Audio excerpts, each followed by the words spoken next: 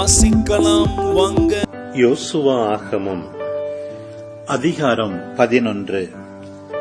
ஆட்சோர் மன்னன் யாபின் இதை கேள்வியுற்று மாதோன் மன்னன் யோபாவுக்கும் சிம்ரோன் மன்னனுக்கும் அக்சாபு மன்னனுக்கும் ஆள் அனுப்பினான்.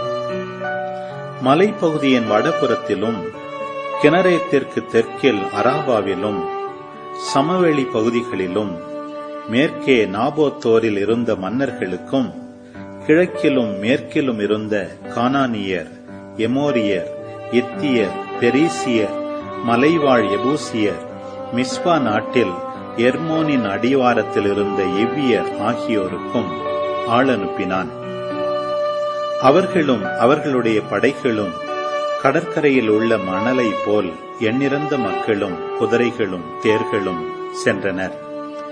அந்த மன்னர்கள் அனைவரும் ஒன்று சேர்ந்து வந்தார்கள். அவர்கள் அனைவரும் ஒன்றாக மேரோம் நீரோடை கரையில் இஸ்ரவேலருடன் போரிட பாளையம் இறங்கினார்கள்.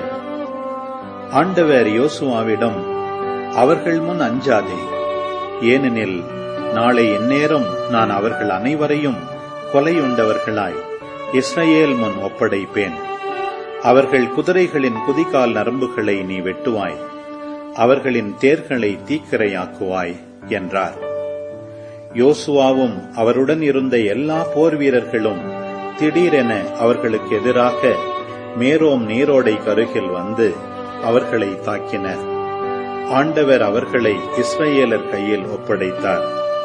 அவர்களை இஸ்ரவேலர் கொன்றனர். அவர்களை புகழ்மிக்க சீதோன் வரையிலும் மிஸ்ரபோத்து மையம் வரையிலும் கிழக்கில் மிஸ்பே பள்ளத்தாக்கு வரையிலும் எவரும் தப்பிவிடாதவாறு தாக்கினர். ஆண்டவர் சொன்னபடியே யோசுவா அவர்களுக்கு செய்தார். குதிரைகளின் குதிகால் நரம்புகளை வெட்டினார், அவர்களின் தேர்களை தீக்கிரையாக்கினார். இச்சமயம் யோசுவா திரும்பி வந்து ஆட்சோரை கைப்பற்றினார். அதன் மன்னனை வாளால் தாக்கினார். ஏனெனில் ஆட்சோர் அந்த அரசுகள் அனைத்திற்கும் தலைமை தாங்கி வந்தது. இஸ்ரவேலர் அந்நகரில் இருந்த உயிர்கள் அனைத்தையும் வாழ்முனையில் கொன்று அடியோடு ஒழித்தனர். ஓர் உயிரையும் விட்டு வைக்கவில்லை. ஆட்சோரை தீக்கிரையாக்கினர். யோசுவா அந்த எல்லா நகர்களையும் அவற்றின் மன்னர்களையும் கைப்பற்றினார். ஆண்டவரின் ஊழியர் மோசே கட்டளையிட்டிருந்தபடி அவர்களை வாழ்முனையில் கொன்று அடியோடு ஒழித்தார். மேட்டு பகுதியில் நிறுவப்பட்ட நகர்களை இஸ்ரவேல் மக்கள் எரிக்கவில்லை. யோசுவா ஆட்சோரை மட்டும் எரித்தார்.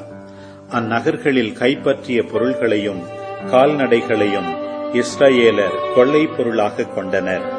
மனிதர்களை மட்டும் எவரும் தப்பாமல் அடியோடு அழியும் வரை வாழ்முனையில் கொண்டனர். ஓர் உயிரையும் விட்டு வைக்கவில்லை.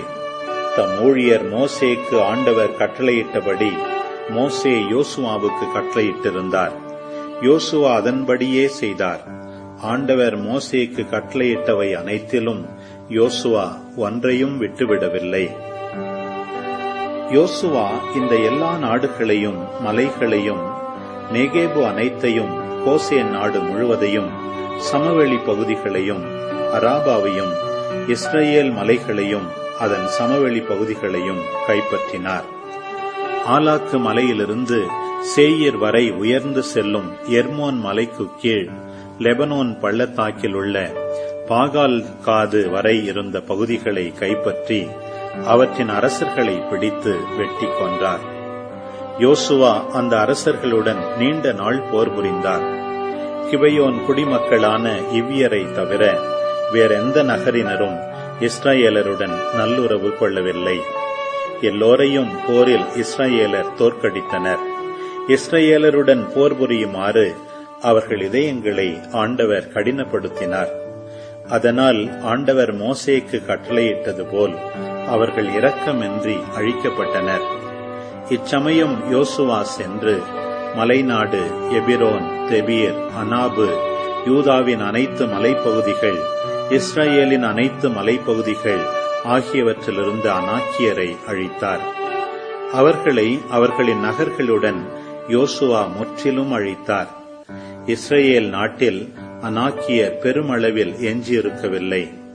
காசா, காத்து, அஸ்தோது ஆகிய இடங்களில் மட்டும் எஞ்சியிருந்தனர். ஆண்டவர் மோசேக்கு கூறிய அனைத்தின்படி யோசுவா எல்லா நிலத்தையும் கைப்பற்றினார். யோசுவா அதை அவர்கள் குல பிரிவுகளின்படி இஸ்ரவேலுக்கு உரிமை சொத்தாக கொடுத்தார். நாடு முழுவதும் போரின்றி அமைதி கண்டது. யோசுவா ஆகமம் அதிகாரம் 12. யோர்தானுக்கு அப்பால் கதிரவன் உதிக்கும் பக்கம் அர்னோன் பள்ளத்தாக்கிலிருந்து எர்மோன் மலை வரை கிழக்கு பகுதியில் அராபா முழுவதிலும் இஸ்ரவேலர் கைப்பற்றிய நாடுகளின் அரசர்கள் இவர்களே. எமோரிய மன்னன் சீகோன் எஸ்போனில் வாழ்ந்தான். அவன் அர்னோன் பள்ளத்தாக்கின் எல்லையில் இருக்கும் அராயேரிலிருந்து பள்ளத்தாக்கின் நடுவில் கிளையாதின் பகுதி வரையிலும், அம்மோனியரின் எல்லையான யப்போக்கு பள்ளத்தாக்கு வரையிலும், அராபாவிலிருந்து கிழக்கே கினரோத்து கடல் வரையிலும், உப்புக்கடலான அராபா கடல் வரையிலும், கிழக்கு நோக்கி பெத்தசிமோத்து வரையிலும், தெற்கில் பிஸ்கா மலைச்சரிவு வரையிலும் அரசாண்டான்.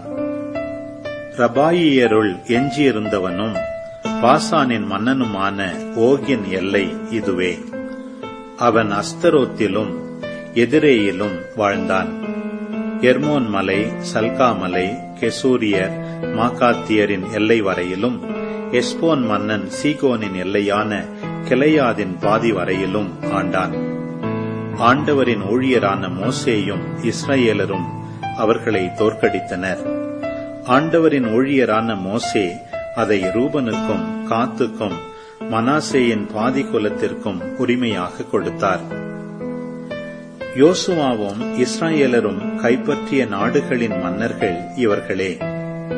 யோர்தானுக்கு மேற்கே பாகால் காதில் லெபனோன் பள்ளத்தாக்கிலிருந்து சேயீர் பக்கம் செல்லும் ஆலாக்கு மலை வரை இருந்த மன்னர்களின் நாட்டை யோசுவா இஸ்ரவேலருக்கு அவர்களின் குலப்பிரிவின்படி உடைமையாக அளித்தார்.